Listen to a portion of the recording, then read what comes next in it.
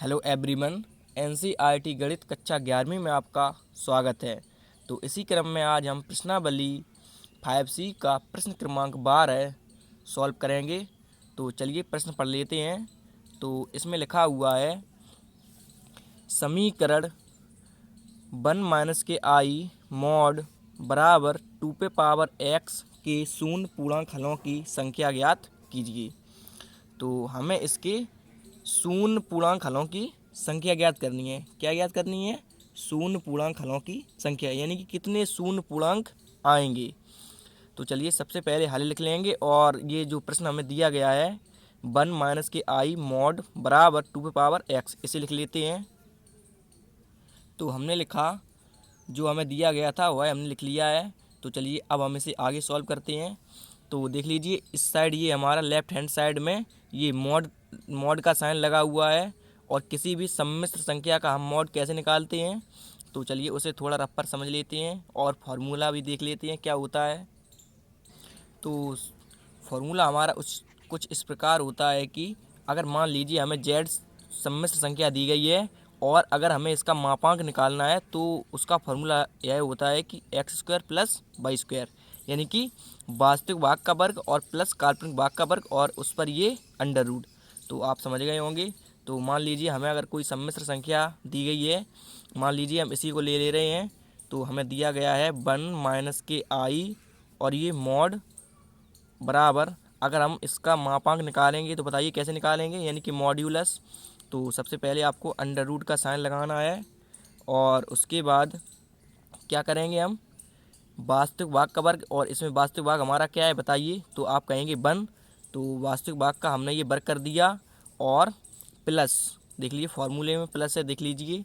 तो प्लस लगाना है और काल्पनिक भाग का वर्ग। तो काल्पनिक भाग यहाँ पे आई है और आई का गुणांक कितना है? 1। जब कुछ भी नहीं होता है तो क्या मानते हैं हम? 1 मानते हैं। तो यहाँ भी हो जाएगा 1 का वर्ग। तो जब हम इसे आगे सॉल्व करेंगे तो अंडर रूट 1 का वर्ग 1 होता है और प्लस ज्यों का त्यों और 1 का वर्ग 1। तो आगे ये हमारा क्या आ जाएगा बताइए, अंडर रूट 1 और 1 2, यानी कि ये हमारी जो सम्मिश्र संख्या 1 - के आई है इसका मापांक कितना आ गया? Under root 2। तो आप समझ गए होंगे। तो इसी प्रकार से इस फॉर्मूले को आप याद कर लीजिए। और चलिए अब हम इसे आगे सॉल्व करते हैं। तो हम यहाँ पे 1 - के आई के स्थान पे क्या रख सकते हैं? Under root 2। या हम इसे चलिए सॉल्व कर देते हैं। तो आगे देख लेते हैं। तो ये क्या हो जाएगा, हम इसका मापांक निकालेंगे कैसे। तो सबसे पहले आपको अंडर रूट लगाना है, उसके बाद वास्तविक भाग का वर्ग हो जाएगा 1 का वर्ग और प्लस काल्पनिक भाग का वर्ग। आई का यहाँ पे गुणांक कितना है? 1। जब कुछ भी नहीं होता है तो क्या मानते हैं हम लोग? 1 मानते हैं। तो चलिए 1 का वर्ग हो जाएगा और बराबर ज्यों का त्यों। तो हमने ये बराबर 2 पे पावर x ज्यों का त्यों लिखा। और प्रश्न में देख लीजिए यहाँ पे ये इस पे पावर x है, मॉड पे पावर कितना है? x भी है। तो आपको ज्यों का त्यों लगा देना है। कितना है? ये मॉड पे पावर क्या है? x है, यानी कि 1 - के आई होल पावर मॉड कितना है? x। तो आप समझ गए होंगे। तो यहाँ भी ये x हो जाएगा पावर, देख लीजिए आपको x कर देना है। और यहाँ पे ये क्या हो जाएगा? Whole power x। तो चलिए अब हम इसे आगे सॉल्व कर लेते हैं।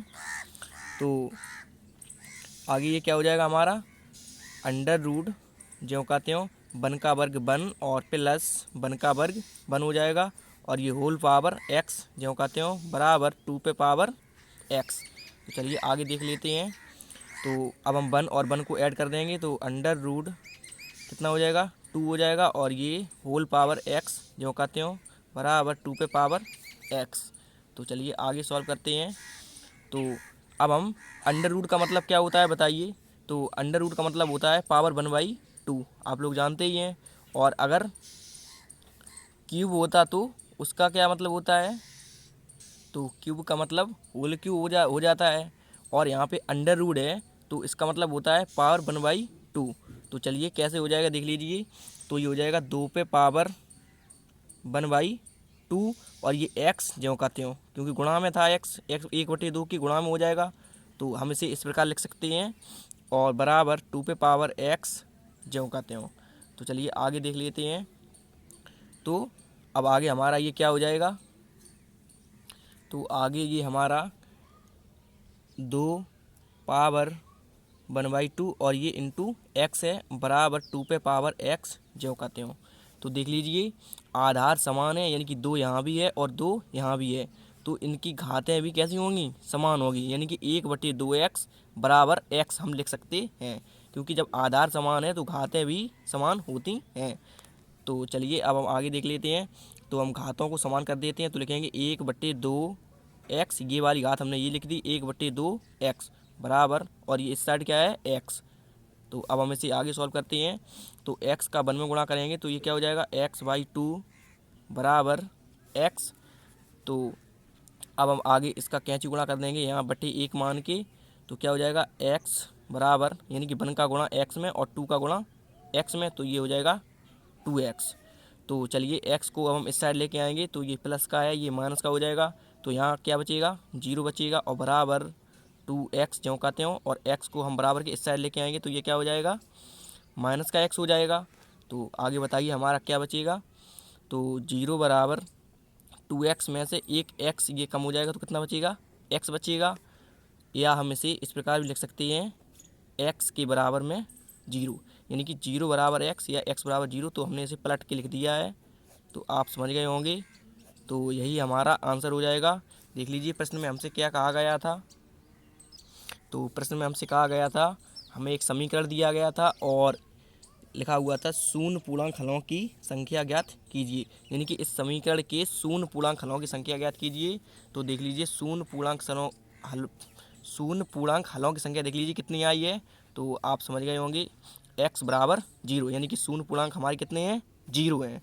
तो आप यहाँ भी लिख सकते हैं अर्थात शून्य पूर्णांक हलों की संख्या बराबर 0। तो हमने लिखा अर्थात शून्य पूर्णांक हलों की संख्या बराबर 0। तो चलिए यही आपका आंसर हो जाएगा। तो अब आप इसका स्क्रीनशॉट ले लीजिए। तो ये है आपका पहला शॉट, आपको प्रश्न भी नोट कर लेना है, और इसके आगे ये है आपका दूसरा शॉट। तो इसी क्रम में अब हम प्रश्न क्रमांक अगला सॉल्व करेंगे। Thank you.